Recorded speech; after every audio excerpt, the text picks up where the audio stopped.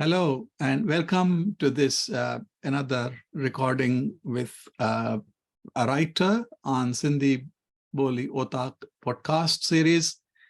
I am absolutely delighted to welcome Isha Merchant, who is a very young and new writer, emerging, and she has just written a book called The Swing. In Sindhi, we would say Pingo, and we'll talk about Pingo later. But first, we will have a brief from Isha to tell us about herself, and then we'll talk about her motivation to write the book, inspiration to become a writer, and hopefully Isha will throw some light on some of these aspects and introduce yourself before we get into the book. Hello, sir, and thank you for having me on your podcast. About the book and how I started, I have always loved writing, and also I have always loved my mother's stories about her life when she was little and her grandmother's stories. Uh, and the Swing's protagonist, Padma Bajaj, is actually based on the real life character of my great grandmother, also Padma Bajaj. And this story is part fiction and part true story and revolves around her migration story from Pakistan to India. Uh, this book originally started out as a gift for my mother. My mother always missed her grandmother a lot. She was very close to her. And I wanted something that would remind my mother of her. But the book soon turned out to be a lot more than that. And I started learning more and more about the Sindhi culture that I knew quite little about. And yes, the finished product is finally, I think, the swing. But the Sindhi part of it, the cultural part of it, I feel like I've learned a lot more about Sindhi culture after writing the book rather than while I was writing the book. And it's really inspirational to know what was the condition of Sindhis before partition, during partition, and after partition. Yeah, so you're still in school, if I'm not mistaken, Isha. Yes, sir. I'm 15 years old and I'm studying in the 10th grade in Bangalore. Okay, that's amazing. Uh, People of your age are generally reading or beginning to read serious stuff, and you start writing and publishing. And I think you have written more than this book. I could see that from your website. Yes, sir. When I was 11 years old, I published my first small story on pet fiction. And this is my third book, my Third first book. novel. And I am so pleased to hear that you visioned of this book came to you as a gift for your mom. Yes, sir. This is absolutely fantastic because the book has a lot of motherly stuff in the main character that we will talk in a moment. Yes. But would you like to tell the viewers and listeners what has been early influence in terms of you becoming a reader, writer? Are there any books or events that took you towards reading and writing? I think I've always been a reader. I remember reading a lot of books, small books, silly books at a young age also. But I think my love for reading, as far as I remember, came prominently when I was about 9 years old. And I stumbled into the fantastic new world of books. So I have been reading a lot. And slowly I began loving writing too. I started out with poetry in fourth grade, and I still continue, but it's not as frequent anymore. Um, I have also, and prose, I suppose I started only about when I was 10 or 11. And hopefully, I have developed a lot since then in terms of writing style and maturity in what I write. Um, I don't think there are any specific books or events that helped me in my love for reading. I think it came with time, and it's only growing even now. That's wonderful to know. It's only growing. Um, Isha, in your book, there are many chapters, 50 plus, but they are very short chapters. And it was pleasure to read through. As you say, it is a fictionalized narrative about your great-grandmother's story. Uh, and she is the heroine of your book. She is the main character. And when I read the first few chapters, she comes across as a girl who is even younger than currently you are. And Yes. she's uh, being asked to get married at the age of 13. She's very angry about it. And you talk about that in the book and give her words. But very strong character in Absolutely. Bhawanbari. Her name before marriage is Bhawanbari, Yes. and then she changes to Padma after marriage. We talk Marriage. about Yes. her change in identity, but I just wanted to mention the name Bhawanbari in Sindhi. Uh, do you know it probably is originating from what we would call Bhawanwari in Sindhi? Yes. The one So with many brothers. So Bhav is a brother and a girl who is born after a few brothers, siblings who are brothers, is named like that as a nickname or sometimes formally named. I remember my father's side grandmother, Dadi, one of her sisters was called Adanwari. Now, for many years, I didn't know what Adanwari meant. I just said it's another name, and another was called Bhawanwari. So it occurred to me several years after I had grown adult to understand that actually Bhawanwari means one who comes after brother, and Adanwari is also who has got Adas. Ada is used for elder brother in Sindhi. So it's a beautiful name you had chosen. I don't know whether it was her actual name, but it's a beautiful name that reminded me of Sindhi culture and how we name our kids. Actually, the name was real.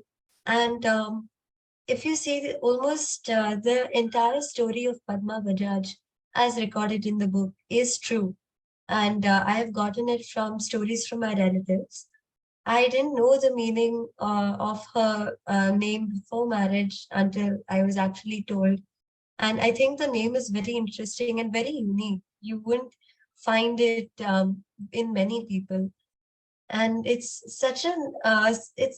a very fitting name also because she was also the youngest in the family and spoiled by all the elder brothers and the elder sister also.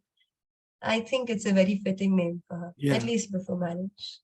Yes, and you as the growing young person, she's dotted by her brothers. They give her gifts, they look after her, they pamper her, and that's why her disappointment is even stronger when she's told by parents to get married at the age of 13, and she expresses her disappointment quite clearly.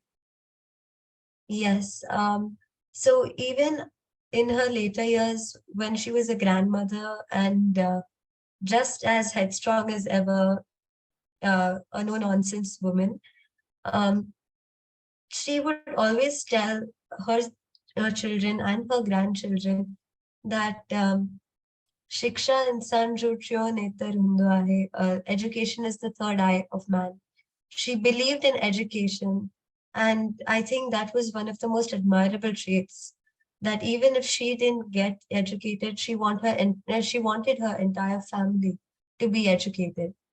I think that was one of the most progressive things I heard Yes, about that and I lady. actually felt as we go into the book, at some place there is conversation about the Constitution Assembly for making Constitution of India. And there's a one woman in that assembly, and there is a conversation about that. And there are Yes. other places where I felt that you were trying to introduce an element of feminism. There's a touch of feminism in the character, is that? Yes, definitely. my great-grandmother, she would say, um, my daughter and my granddaughters will be given the same treatment as any son or sons of mine. And I really liked that about her. Um, she was very protective of them, but even so, as I've also written in the book, she wanted all of them to be educated equally. And she was really a feminist. She believed in women's rights and girls' rights in those times. She was truly admirable in that Yeah. sense. Now, this is quite something, because we are talking of 1930s, about 90 years Yes. ago. So you cover a span of about 15 years in the story, starting in somewhere around 1933, and the story ends in 1948 once the family moves to India. And I wouldn't give the secret what happened when they reach India, but we will talk about trials and tribulations of the migration. So this is a period also very interesting to note, quite historic period, because that was time when the world was just coming out of the Great Depression in 1929. In the Western countries, there was problem. We had, during the same period, famine in India, even though it was at that time under British rule. The Indian freedom struggle was peaking towards the end of 1930s and in early 40s. And indeed, there was World War II. And there was a Yes. whole backdrop to that story, is this bigger geopolitical thing going on in the region, South Asia, as well as around the world. And Padma comes across as quite well aware of a lot of political and general affairs that are going on in the society. How does she become aware? So my great-grandmother was generally inquisitive by nature, but also Padma, my great-grandmother, and Theomal, my great-grandfather, they had a very close relationship. They were practically best friends. And I think he also, with a very keen interest in geopolitics, he also kept his family well informed about what was going on. And of course, my great-grandmother, she was very well versed in Sindhi. So I'm assuming she probably read newspapers or heard the radio. I think those are some ways she uh, kept in touch with the outside world. And as you said in the book, I've put a background of a greater political game through the partition and what was going on in the world at the same time. But interestingly, I have researched a lot about what was going on in India and the world at that time, and not much has made it into the book. Only parts I thought were relevant to the story. But I would definitely recommend readers to go out and research, because we have a lot of material available to us in online archives and books, and of course, podcasts. But we are often ignorant. And there is such an amazing amount of information that we do not learn in school. Unless we take initiative, we will lose all this rich history and culture back in 1947. Yeah. Now, your comments prompt two questions or observations, Isha, for me. That you mentioned there's so much outside the school syllabus that one should be aware of when one is growing. And easiest way is to read, and obviously there are many more mediums today to understand world around us and past and present and what might happen. So you mentioned that as an extracurricular intellectual pursuit through meaningful medium is so important, and reading is particularly important. But at the same time, you say importance of understanding one's past and looking at the reliable information. So research is a very important part of it. So would you like to say something about the way you went about doing research? I think I was very lucky with this story because when I started writing, I did have a basic framework since I based the story around true events.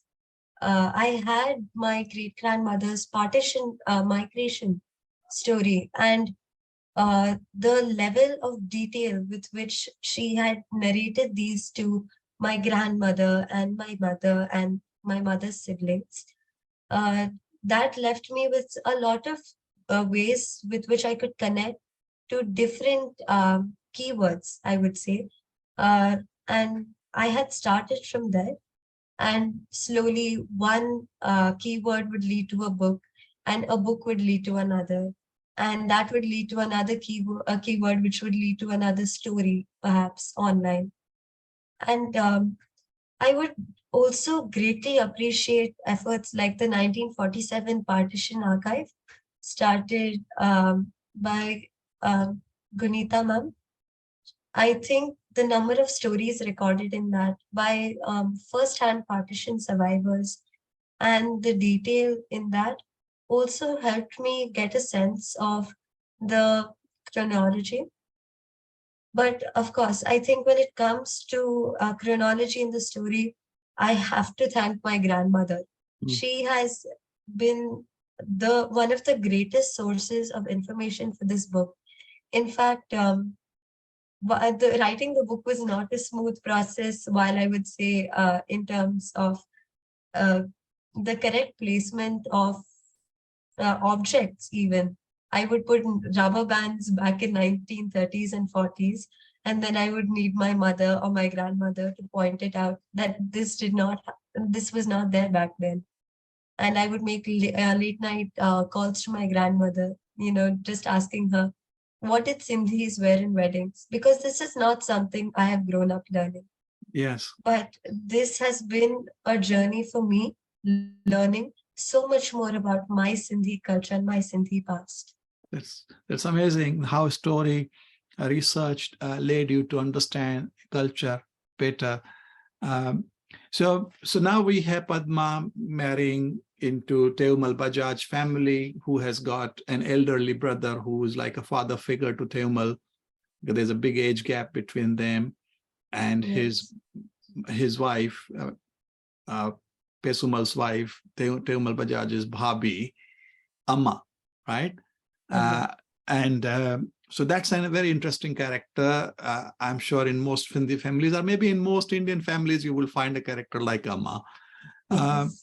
So again, talking again of the names, first of all, in the story, you start by saying Bhabi, which actually the young children ask this grandmother, great grandmother of yours, and call her Bhabi. And again, although she is mother, so rather than call Ma or Amma, she's called Bhabi by her own children also. Tell us a little bit about that, how that comes about. So, firstly, I would also like to mention Padma, Amma, Tiomal, Pesumal, these are all real names, and they were real people as well. And even the names of their children, they are also real. And coming to Bhabi, um, when the firstborn of Padma, Krishna, when she was very young, that time Padma's brothers-in-law had come to visit, and they used to always call her Bhabi, Bhabi. And from there, Padma's child Krishna also learned, uh, instead of calling Padma Ma or any other name, she also started calling her Bhabi. And because of this, her younger children also started calling her Bhabi when they were born. And because of this, consequently, grandchildren and great grandchildren. And eventually, that is also what I started calling her Bhabi. So she Yes. became Bhabi of the family. Yes, so this is the cultural trait, there's a personal angle to this for me because I call my mother Bhabi. So we are many siblings, and two of us, me and I and my younger brother, call her Bhabi, while other younger siblings call her Mummy. And with reading the book, I was thinking, why did I start calling my mother Bhabhi rather than Mummy? The reason was that my uncles, my father's brothers, probably called her Bhabhi because she is the eldest among the family. My father is eldest among the 4 brothers. So I had 3 uncles. And when she got married, probably they were calling her Bhabhi. And then I and my brother came along, heard that being spoken, and she was being addressed to as Bhabhi, and we started using the word Bhabhi. And by the time my younger siblings came, they somehow picked up the word Mummy. So this is very interesting in Sindhi families. That some names stick, even if you grow out of the age bracket where that name may make sense, but they stick. So I have a Masi who was called Baby when she was young. We still call her Baby, although she is now a grandmother. So that's the beauty of joint families in Sindhis and maybe in other communities as well. So now we have Padma growing her own family, raising her children, trying to adjust, and she comes across as almost a pillar of the Bajaj family. Very strong character, as you say, unapologetic, but also very, very decent and wise woman as she grows into. My great-grandmother, Padma, I think she was a complex woman, firstly. Of course, married as a girl, but she definitely had wisdom beyond her years. She had a fiery temper, and they would flare up. She would flare up and then come back down as quickly as it had flared up. But eventually, I think she had matured quite early, because she had soon realized that to make her own family, while being at the bottom of the hierarchy in a new household, she would have to be the wise woman that she was. And eventually, she did become a pillar of strength for the family, encouraging her husband. And he, with his amazing entrepreneurial skills, he also rose to the top of the factory after becoming a mere worker in it. And I think both of them was pillars of support in the whole joint family. But particularly my great grandmother, with her small dream of buying the Pingo one day, she was definitely a support, not only back in Sindh, but when they came to New India. And even I think my mother and my aunts and uncle, they could also uh, testify to the fact that she was always a pillar of strength, even as a grandmother. Yes, I mean, that comes out very strongly in the book. She matures. So there's a bit of change of identity from adolescence to adulthood to mature person who is responsible for the family. How did you come about writing that? Because it must have been quite a struggle to put together this narrative, or it just came naturally when you heard the story. No, I think it was very difficult, because as a 14-year-old, when I was writing the book, it was so difficult to imagine even another 14-year-old or 13-year-old to suddenly be thrust into a new world and overnight change from girl to bride, girl to woman. That was such a difficult thing to imagine. That's where I think the power of storytelling from my grandmother, my mother, and my aunts came in, that I was able to visualize this. It was difficult, but um, I think after hearing so many stories, I was able to imagine her. Yes. So the story moves on, and then the time comes when Teumal and Padma think that they would like to move into their own rented house because their family is growing. They take a difficult decision because they are very close to their elder brother, Pesumal, and Amma.